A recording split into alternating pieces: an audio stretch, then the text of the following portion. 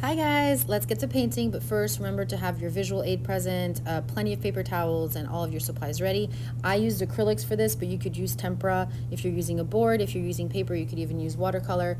First, start with your basic shapes. This is just to make sure that it's the right size and that it's placed properly so you have space for everything, and that way you don't feel bad if you have to draw over it. Then you're going to add your details and make sure that your shapes look the way that you want them to. Don't worry so much about erasing on a board, especially if you're painting with acrylic, because the lines won't show. You're going to cover everything. What might be smart is to lift up your work to see it from different angles, also to walk away and kind of come back to it. I didn't do this till the end, so I didn't notice until the end that my pumpkin size and shape was really off.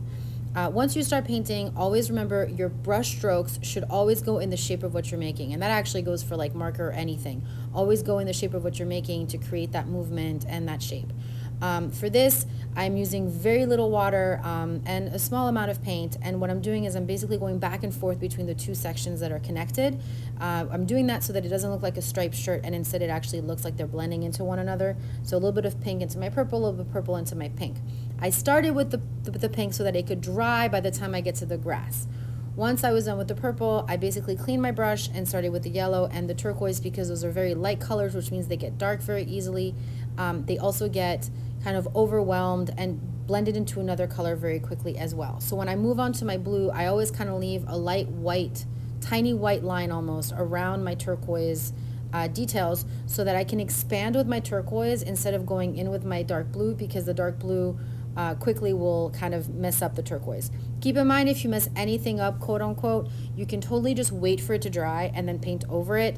It's a lot easier with acrylics because they can't be reactivated with water. With tempera, you just have like one try, because then it kind of reactivates it, but you will be able to cover it up if you wait for your tempera to dry first. So now I'm expanding with my turquoise, and so that there's like kind of like a seamless line between the two. It's not really seamless because this is just my first coat, but we're going to add tons of details, including these, which eventually will completely cover the back, and we won't really see the white from behind the board. So here I'm adding purple details everywhere, again, in the shape of what I'm making. So I'm going in circular motions and the kind of wavy motions everywhere, and it's my favorite part. Those details are super fun. Okay, to the grass. So for the grass, we want to do vertical brush strokes. So for the sky, we did horizontal and circular. For the grass, we're doing vertical brush strokes. Right now, we haven't gotten rid of that section of pink, but it will disappear by the time we're done.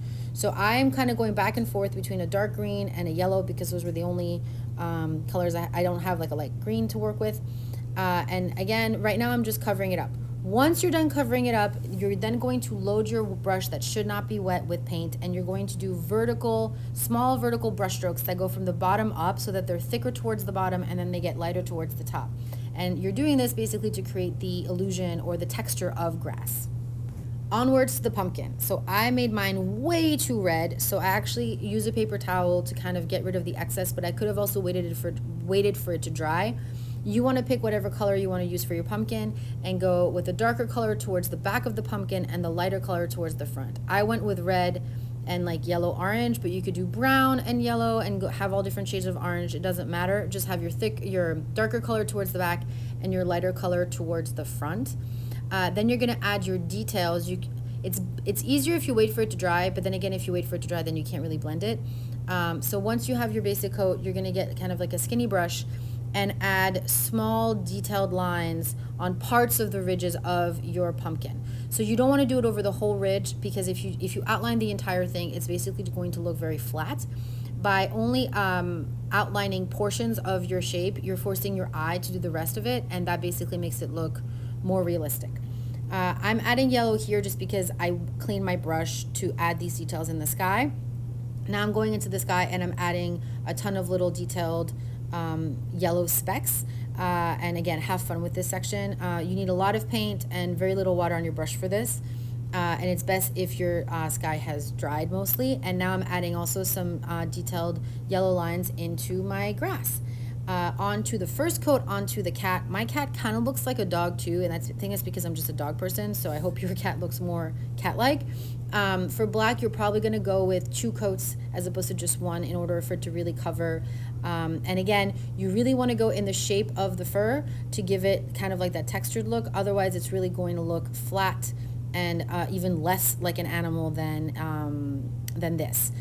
So here I'm just going in. Take your time. I forgot to mention that this video is sped up ×6, so this is 6 times faster than what it actually took me to do it. I also cut out some of the dead time as much as I could, so just keep in mind that it's supposed to take you way longer to do this, if that wasn't obvious. I waited until now to use my white because if you have a limited amount of white, you waste it very, very quickly and it gets dirty very easily with other colors. Wait until this moment to use your white.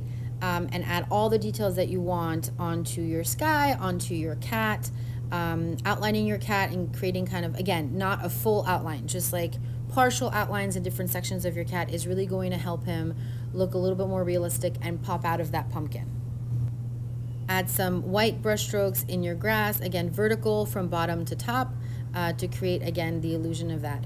I added some white details onto my pumpkin. I thought they were too strong, so I blended them with water instead of extra paint. And then I kind of made a mistake and used water also to get rid of the red paint that fell onto my palette. Sometimes using water does help. And then have fun adding the details that you want into your sky, into your grass, into your cat. You're going to want to, if you want, you can grab some pink and add some details for his nose, for his snout, and the ears.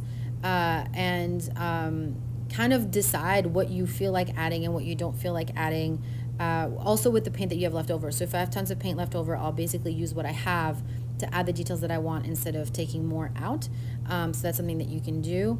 Again, waiting for it to dry and then working on it, and then here I'm lifting it, looking at it, noticing, oh my pumpkin shape is super off, and then I basically go in and try and make it larger. I was in a time crunch, but if you have extra time, you can wait for your work to dry and then rework it and kind of use a pencil to kind of outline it and make sure that you have the shape that you want. And if you feel like doing it quickly, you can do it the way that I did, and then you're all done. So great work, everybody.